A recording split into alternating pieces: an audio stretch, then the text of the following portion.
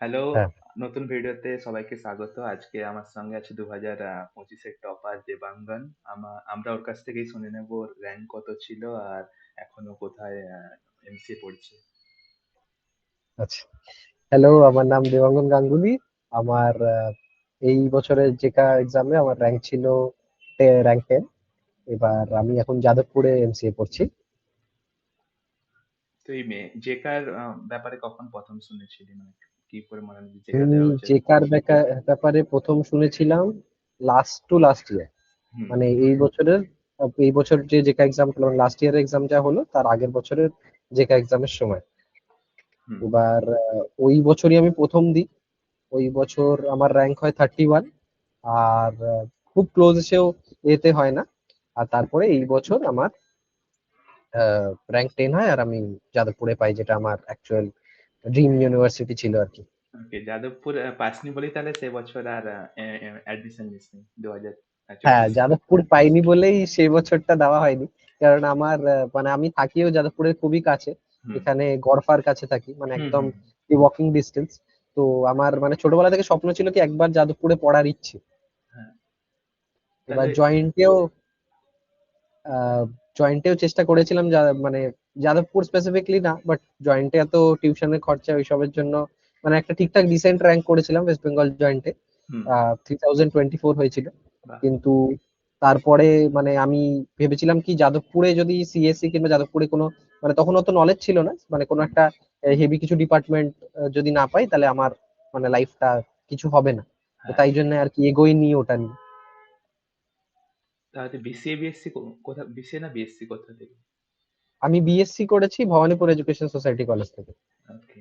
তাহলে যখন এই ৩১ র‍্যাংক করে ২০২৪ এ হলো না যাদবপুর, তখন মানে কেমন মনে হচ্ছিল? তখন তো খুবই বেশি ডিপ্রেস ছিলাম।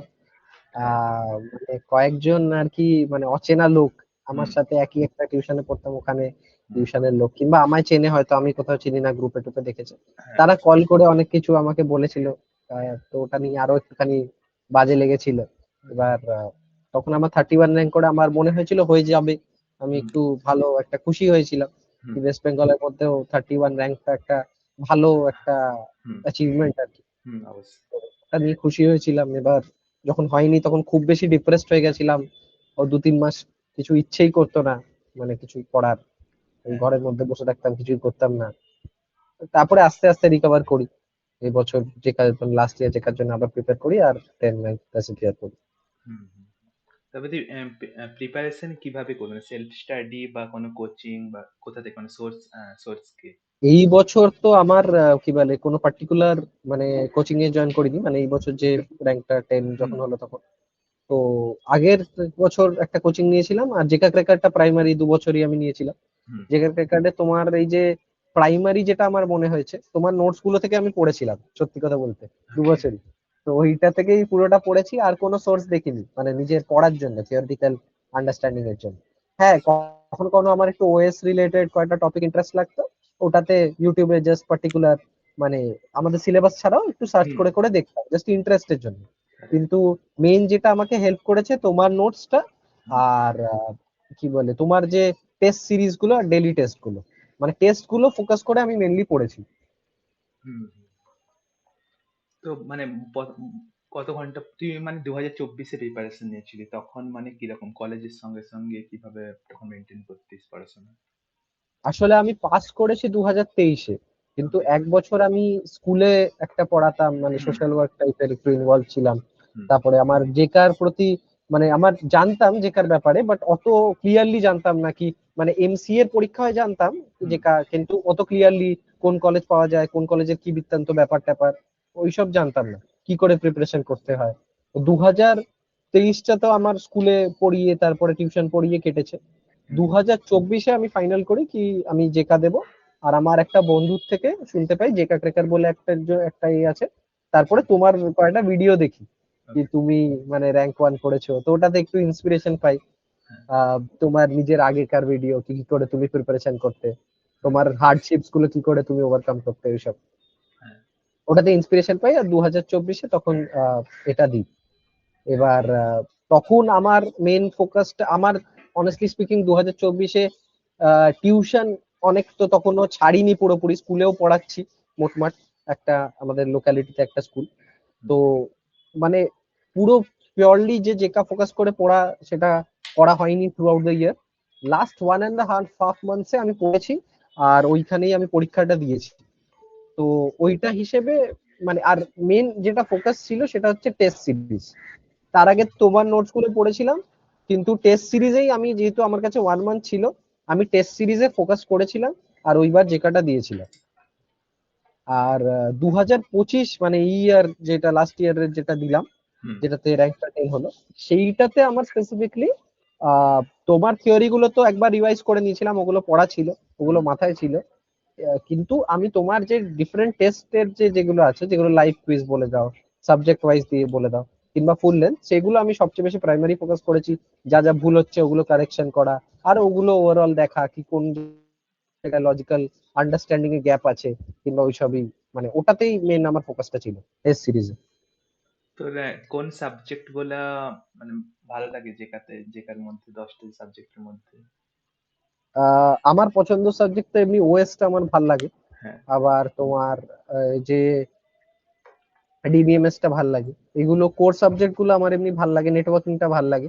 যদিও বা নেটওয়ার্কিং খুব, নেটওয়ার্কিং আর ওএস কয়েকটা পার্টে খুব অসুবিধা হয়, যেগুলো তোমার আইপি, ওইসব ব্যাপার, যেগুলো নিউমারিক্যাল যেগুলো আছে, হুম, ওগুলোতে অসুবিধা হচ্ছিল। তো ওগুলো একটু ক্লারিফাই করার জন্য একটু বেশি ডিপে যেতে হলো, এগুলো বুঝতে হলো, না হলে হয় না আর কি, হ্যাঁ, কোয়েশ্চেন গুলো নামে না। আর আমরা দেখতে পাচ্ছি কি জেকার প্যাটার্নটা হালকা একটু স্লাইটলি চেঞ্জ হয়েছে রিসেন্ট ইয়ার্সে। হুম, এখন একটু নিউমেরিক্যাল কোয়েশ্চেনও দেয়, আগে একদমই দিত না, থিওরিটিক্যালি ম্যাক্সিমাম ছিল। তো নিউমেরিক্যাল কোয়েশ্চেনের জন্য আমি আর কি ওটাতে একটু ফোকাস করি, কিন্তু ওই তিনটে সাবজেক্টই মেন আমার সবচেয়ে প্রাইমারি পছন্দের সাবজেক্ট আর কি, কোর সাবজেক্ট গুলো। ওকে। 2024 আর 2025 যেটা দিয়েছিল দুটোর মধ্যে কি পার্থক্য মনে হলো যে তুই বললি, মানে সব? আমার পার্সোনালি তো মনে হয়েছে কি 2024-এর জেকা পেপারটা একটুখানি টাফার ছিল 2025-এর পেপার থেকে। হ্যাঁ, একটুখানি কন্ট্রোভার্সিয়াল সাউন্ড করতে পারে, হ্যাঁ, হ্যাঁ, কারণ এবছর অনেকজন আগের বছরের লোকেরা দিয়েছে, আমাদের হুম, ব্যাচে আছে ক্লাসমেট। কিন্তু হুম, আমার পার্সোনালি মনে হওয়ার কারণটা হচ্ছে কি, প্রথমবার নিউমেরিক্যাল কোশ্চেন দিয়েছে, হুম, আর তখন কেউ প্রিপেয়ার ছিল না কি নিউমেরিক্যালও দেবে জেকাতে। মানে একটা সেট প্যাটার্ন আমরা ফলো করছিলাম, প্যাটার্নে হালকা চেঞ্জটা প্রথমবার দেখা গেছে। হুম, এবছর তাও অনেক লোকেরা নিউমেরিক্যাল প্র্যাকটিস করে গেছিল, তো প্রিপেয়ার ছিল, যাই নিউমেরিক্যাল দিক পারুক আর না পারুক, কিন্তু অ্যাটলিস্ট মেন্টালি জানতো কি একটা নিউমেরিক্যাল আসবে, কয়েকটা আসবে। আহ আগে 2024-এ একদম কিছু ছিল না। আর একটু সিলি মিস্টেক আমার জেকার পেপারে হয়ে গেছিল, তো 2025-এ 24-এ ওইটাও আছে। তো তাই জন্য ওভারঅল আমার 2024-এরটা একটুখানি টাফার মনে হয়েছিল। বাট ওই প্যাটার্নটাই এখন যেটাতে ফলো হতে দেখতে পাচ্ছি, মানে নিউমেরিক্যাল একটু হালকা ইমপ্লিমেন্টেশন একটুখানি একটু অ্যাড করবে ওরকম টাইপের। হুম। যদি কারো কাছে ধর 3-4 মাস আছে, সে যেটাতে কিভাবে প্রিপারেশন নিতে পারে, মানে সম্ভব? আচ্ছা, কারো কাছে যদি 3-4 মাস থাকে তাহলে, আর ওর যদি মানে ডিফারেন্ট সেগমেন্টস এটার ব্যাপারে কথা বলবো, হুম, তার যদি একদম কিছু না হয়ে থাকে, মানে হুম, একদম যদি শুরু থেকে প্রিপেয়ার করছে, বিএসসি পড়ছে, বিসিএ পড়ছে, খুব বেশি ওটাতে করেনি, মানে ফোকাস করেনি নিজের থিওরিটিক্যাল সাবজেক্টসে, তাহলে একবার তো ওর পুরো যত কটা সাবজেক্ট আছে দেখে নেওয়া উচিত। হুম, এবার এতটা কম টাইমে তো পুরো সবকিছু দেখা করাটা পসিবল না, কিন্তু তাও অ্যাটলিস্ট একটা ওভারভিউ নিয়ে নেওয়া উচিত কি কিরকম কি আছে, জাস্ট একটা ব্যাক অফ দ্য মাইন্ডে যাতে থাকে কি কি এই এই সাবজেক্ট আমাদের আছে, এই টপিকটাতে আছে, এটা এরকম ভাবে মোটমাট ওভারঅল একটা আইডিয়া। এবার ওইটা হয়ে যাওয়ার পর যখন আমি ওটা পড়ে নিলাম, তখন আমার মানে প্রাইমারি যেটা ফোকাস হওয়া উচিত, সেটা যার প্রিপারেশন ভালোও আছে আর যার প্রিপারেশন খুব ভালো নেই তারও, দুজনেরই এটা ফোকাস থাকা উচিত কি আমাদের মানে নিউমারিক্যালস কিংবা যত রকমের কোয়েশ্চেন্স আছে, মানে তোমার ওয়েবসাইটে হয়ে যাক কিংবা অন্য কোনো রিসোর্সে হয়ে যাক, হুম, তোমার ওয়েবসাইটে তো মোটমাট সব বিশাল অনেক কিছু কোয়েশ্চেন্স আছে। তো হুম, ওগুলোই যদি কোয়েশ্চেন ফোকাস করে যদি কেউ করে, কিংবা টেস্ট ফোকাস করে কেউ যদি করে, ওটার কারেকশন করছে, ওটা নিয়ে নিজের লজিক্যাল গ্যাপস গুলোকে ফিল করছে, তাহলেই আমি বলবো সেটাই মোর দ্যান সাফিসিয়েন্ট জেকার জন্য। ঠিক। আর তুই মক টেস্ট কিভাবে অ্যানালাইজ করতিস, যে কোনটা দিলি তারপরে কি মনে হয় যে কি ইমপ্রুভ করা উচিত, কোনটা রিভিশন করা উচিত, কিভাবে? আচ্ছা, তো আমি যেটা পার্সোনালি করেছিলাম সেটা হচ্ছে একটা জেকা ডক ক্রিয়েট করেছিলাম, মানে হুম, নামটা আমি জেকা ডক দিয়েছিলাম, সেই ডকটা, সেটাতে মানে আমার যে সব কোয়েশ্চেন মনে হতো একটু ইম্পর্টেন্ট, কিংবা আমি তুক্কা মেরেছি, কখনো কোনো চারটে অপশন তো মানে গেস করেও মেসেজে দিয়ে দিতাম, হ্যাঁ। মানে মনে হতো পারছি না পেপারে তো গেস করেও দিয়ে দিচ্ছি, অনলাইন টেস্টে স্পেশালি। তো তখন ওই রকম টাইপের কোয়েশ্চেন, কিংবা যেখানে আমার মনে হয়েছে আমি কিছু নতুন শিখতে পেরেছি, আমার বেশি খাটনি হয়েছে, তো আমি ওই কোয়েশ্চেন প্লাস ওই কোয়েশ্চেন গুলোর রিজনিং লিখে দিতাম একটা ডকে। হুম। তো এরকম করে আমার কাছে তোমার ওয়েবসাইট থেকে, তারপরে অন্য কোনো টেস্ট সিরিজ নিয়েছিলাম ওখান থেকে, হুম। আমার কাছে 750-800 মতো কোয়েশ্চেনের কম্পাইলেশন হয়ে গেছিল।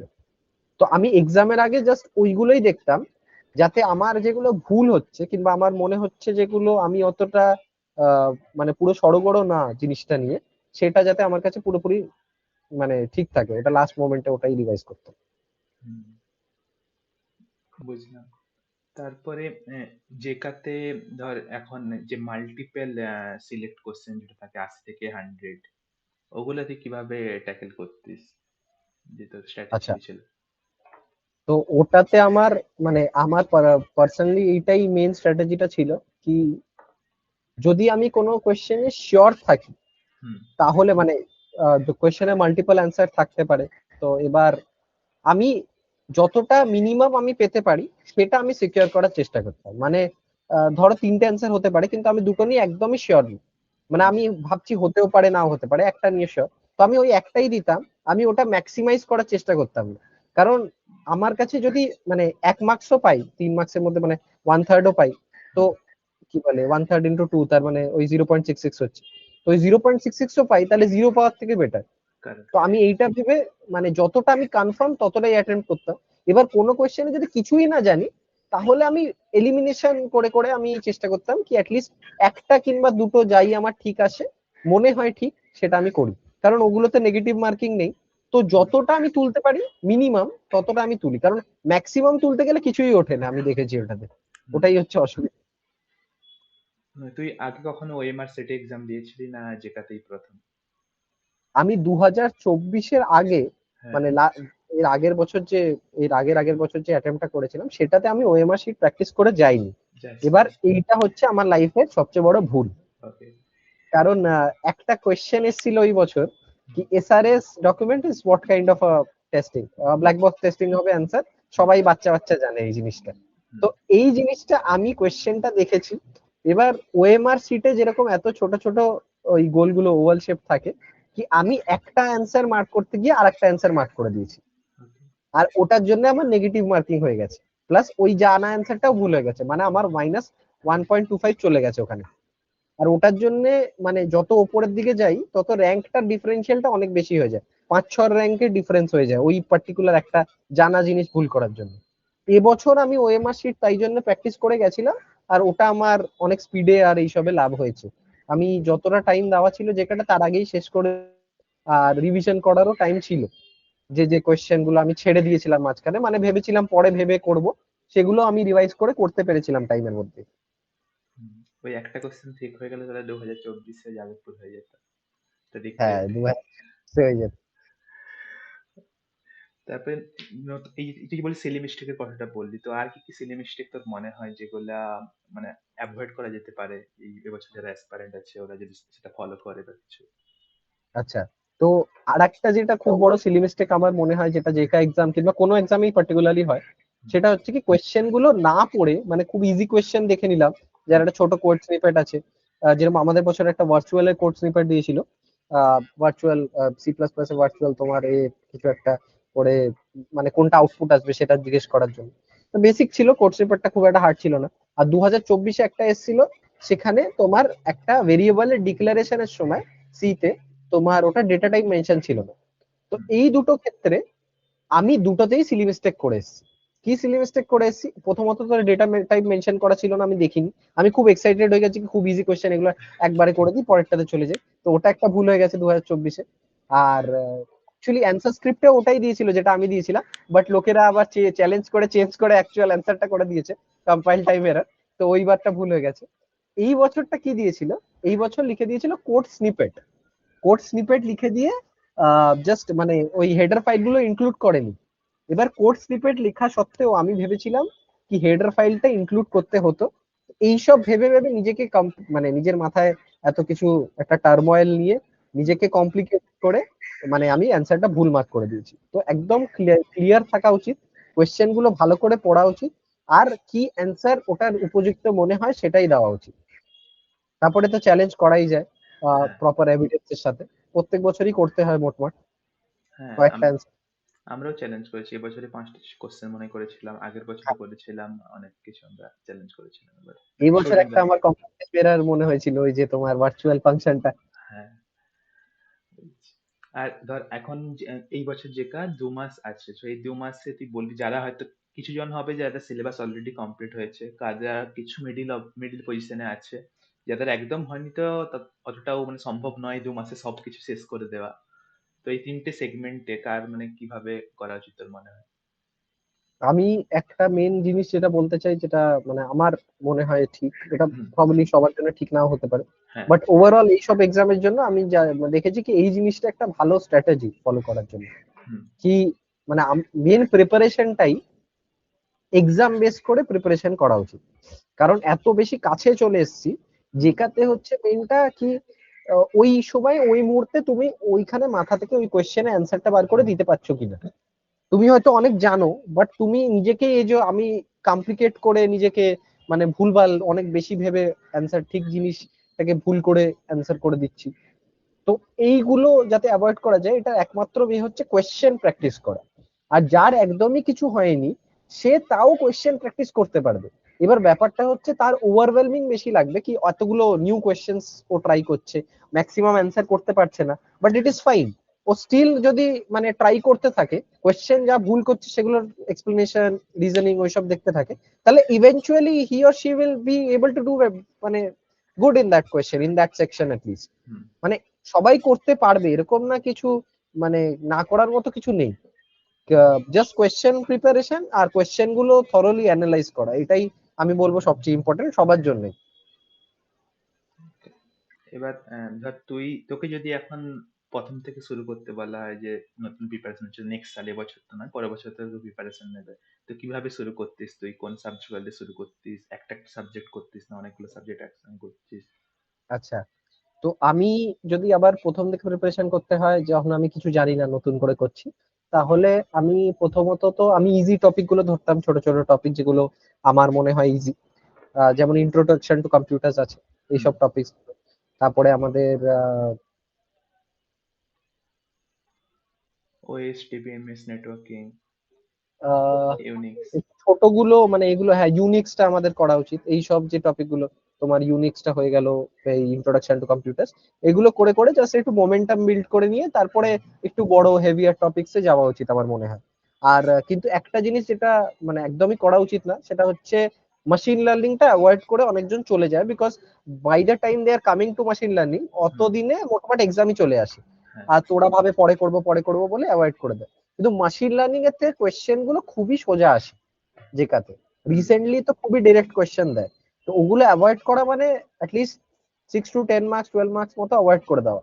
তো সেটা একটা রিস্ক যেটা I don't think anyone can afford, যদি খুব হাই র্যাঙ্ক টার্গেট করছে সে। হুম। আমি মনে করি অ্যাটলিস্ট বেসিকটা, কোনো কিছু না ছেড়ে বেসিকটা জেনে থাকবে, সহজ হ্যাঁ, কোশ্চেন গুলো আসলে অ্যাটেম্প্ট করতে পারে। একদম ঠিক। হুম। তুই যদি কেউ মানে আমাদের যে কাছে শুধু মক টেস্ট আছে, আমরা কোনো পড়াই না টড়াই না, তুই মানে নতুন কোন অ্যাসপিরেন্ট কি এটাকে রেকমেন্ড করবি? আর যদি করিস কেন?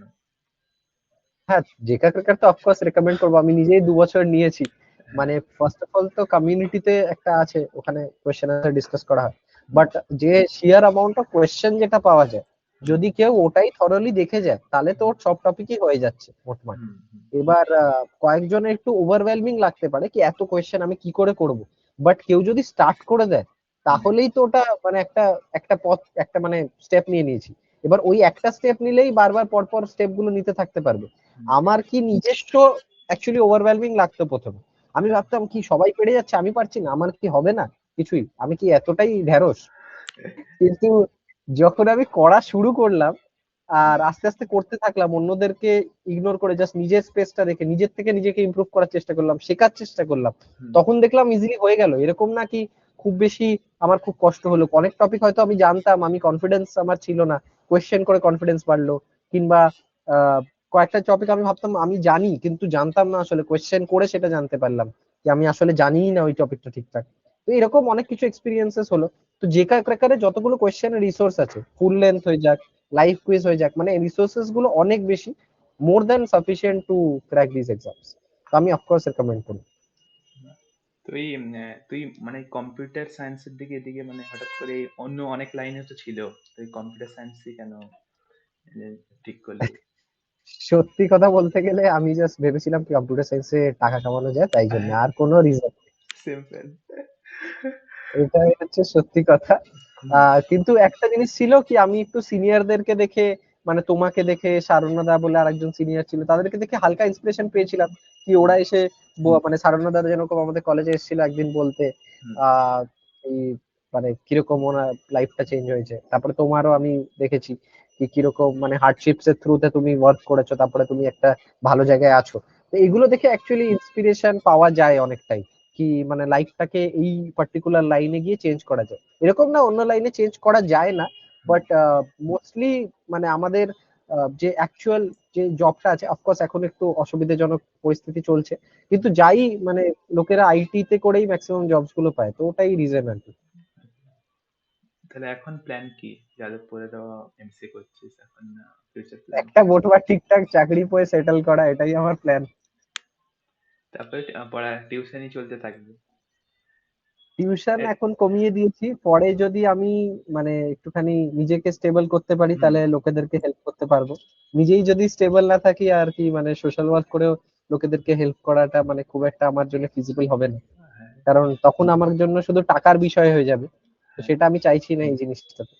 তো তাই আর কি টিউশনও কমিয়ে দিয়েছি, কয়েকটাই পুরোনো স্টুডেন্ট আছে, দুটো তিনটে, কিন্তু ওই যাদব মানে এই যাদবপুরের transition.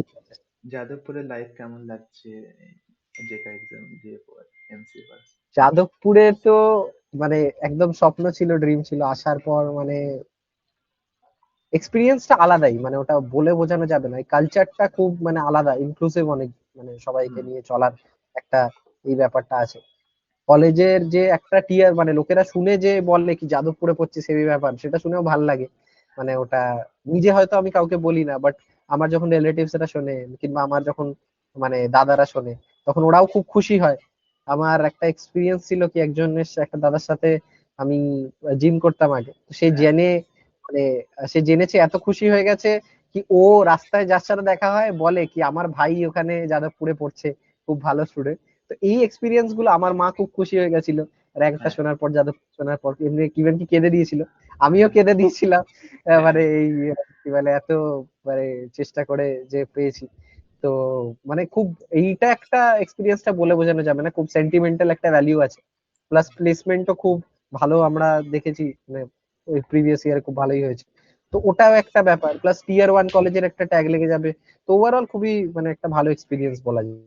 Of course ups and downs তো সব জায়গায় থাকে, হুম। বাট আপস গুলোতে ফোকাস করলে আমরা একটা ভালো জিনিস বলতে পারি। তোর কখনো মানে ডিমোটিভেটেড মনে হয়নি যে একবার প্রথমে 31 র্যাঙ্ক হলো, তারপরে আবার রিঅ্যাটেম্প্ট করছি, সেই সময়টা যে মনে হয় না না ভালো লাগছে না কিছু, সেরকম যেমন মনে হয় আমাদের সাধারণত? তো হ্যাঁ, কিভাবে নিজেকে মানে আমার মোটিভেটেড তো রাখবি? মানে আমি ব্যাপারটা হচ্ছে সত্যি কথা বলতে গেলে মোটিভেটেড ম্যাক্সিমাম টাইম নিজেকে রাখতে পারিনি। অনেক হ্যাঁ। সময় প্রিপারেশন ছেড়ে দিয়েছি। ইভেন কি হ্যাঁ। আমি যেটা এই যে ফাইনালটা হবে তার হুম। 1 মাস মানে 1 মাস আগে আবার ধরেছিলাম প্রিপারেশন, তার 2 মাস মতো মানে 2 মাস ছেড়ে দিয়েছিলাম। হুম। কেন ছেড়ে দিয়েছিলাম, কারণ এক্সামের ডেট বেরোচ্ছিল না, এক্সামের ব্যাপারে কিছু কনফার্মেশন আসছিল না। তারপরে একটা ব্যাপার থাকে কি লোকেরা ফিয়ার মঙ্গারিং ও করে খুব বেশি। তো হুম। এটাতে এফেক্ট না হতে বলবো আমি আমার জুনিয়রসদেরকে, কি অন্য কেউ বলছে কি জেকা করে কি হবে, কিংবা আহ মানে জেকা হবে না, জেকা করে অত লাভ নেই, জেকা করে অত প্লেসমেন্ট নেই, তো এইসব না ভেবে, কিংবা নিজেকে নিজের উপরে কনফিডেন্স কম রাখা, কি আমি পারবো না, হয়তো আমি আমার মধ্যে কিছু আমি ওই লেভেলের না, তো এইসব একদমই না ভেবে নিজের উপরে কনফিডেন্স রেখে চেষ্টা করা উচিত। আর সবারই যে চেষ্টা করবে তারই হবে, এরকম না হবে না। বাট আমি নিজেই দুবার ভেঙে পড়েছিলাম, প্রথমবার যখন এত ক্লোজ এসেও হয়নি, আর তো আরেকবার আমি যখন এই এক্সামের মাঝখানে যখন ভেঙে পড়েছিলাম যেটা বললাম, কিন্তু আমি যখন মানে আমি যখন এক্সামের ডেটটা দিয়ে দিল, তখন আমি ভাবলাম কি না, আমার এরকম করে মানে নিজের উপরে দুঃখ পেয়ে তো লাভ নেই। ওটা করে বসে থাকলে সারাক্ষণ নিজের উপরে কন্টেম্পলেটই করতে থাকবো, নিজেকে আরো ডিপ ডাউন ইন ডিপ্রেশন চলে যাব। তো তাই জন্য জাস্ট নিজেকে মানে যাতে এগোতে পারি, নিজেকে নিজেকে ওই বুঝিয়ে বুঝিয়ে ভুলিয়ে ভালিয়ে গিয়েছি, আর লাভও হয়েছে সেটাতে। হ্যাঁ, হ্যাঁ, দেখতেই পাচ্ছি আমরা। আর তাহলে লাস্ট কোনো টিপস এবছর অ্যাসপিরেন্টদের আর মনে হচ্ছে ৫৫ বা কিছুদিন বেশি দিন নেই, ২ মাসের কি কম আছে। এবারে এক্সাম তাড়াতাড়ি হচ্ছে। কয়েকটা স্পেসিফিক আমি কথা বলতে চাই হুম, মানে জুনিয়র্সদেরকে। হুম, ফার্স্ট অফ অল নিজের ওপরে যেটা কনফিডেন্স রাখা ওটা ম্যান্ডেটরি। নিজের ওপরে বিশ্বাস রাখতে হবে কি নিজে পারবে, তুমি পারবে। কোনো এটা মানে হেভি কিছু এরকম জিনিস না যেটা তুমি চেষ্টা করলে পারবে না। তুমি অফকোর্স পারবে, নিজের উপরে কনফিডেন্স তোমার রাখা উচিত। সেকেন্ডলি হচ্ছে তোমার মানে একটা পার্টিকুলার প্ল্যান করে চলা উচিত। সেই প্ল্যানটা এরকমই না কি আমি যেটা বলছি কি আমার মনে হচ্ছে টেস্ট বেশি বেটার দেওয়া, তো তুমি টেস্টই দেবে। তোমার যদি মনে হয় থিওরি বেশি করা ইম্পর্টেন্ট, তাহলে তুমি থিওরি করবে। বাট তোমার একটা প্ল্যানে স্টিক করা উচিত। আর থার্ড হচ্ছে কি একদম ফর শিওর তোমার অ্যাটলিস্ট ওএমআর শিটে কিছু না কিছু কোয়েশ্চেন করে যেতেই হবে। মানে ওখানে এরকম নাকি প্রথমবার তুমি ওএমআর শিটে দেখছো, বা কিন্তু কারণ এক্সপিরিয়েন্সটা হালকা আলাদা। হালকা না, অ্যাকচুয়ালি অনেকটাই আলাদা। মানে কম্পিউটার বেস টেস্ট দেওয়া আর ওএমআর শিটে টেস্ট দেওয়া, এটা অনেকটাই ডিফারেন্ট একটা এক্সপিরিয়েন্স। ওএমআর শিট একটুখানি টাফার হয়ে যায়, একটু না অনেকটাই টাফার হয়ে যায় ব্যাপারটা। কারণ একটা ভুল করে দিলে তুমি চেঞ্জ করতে পারবে না। তো ওটা যদি আগে থেকে প্রিপারেশন থাকে তাহলে একটা খুব ভালো একটা জায়গায় তুমি স্ট্যান্ড করবে। কারণ অনেকজন সেটা করবে না। তো হুম। ওটা তোমার ফোকাস করা উচিত। আর টেস্টে ওটা আমার পার্সোনাল সাজেশন, আমি বলবো তুমি নিজের মতো করে ভাবো, বাট আমি হলে আমি টেস্টে ফোকাস খুব করতাম। তো এটাই আমার সাজেশন। হুম। All the best to your future career. আশা করি ভালোই করবি, ভালো কোথাও চাকরি পাবি। থ্যাংক থ্যাংক ইউ দাদা। থ্যাংক থ্যাংক ইউ আমাদের সঙ্গে কথা বলার জন্য এবং জুনিয়রদেরকে এরকম ভাবে মোটিভেট করার জন্য। থ্যাংক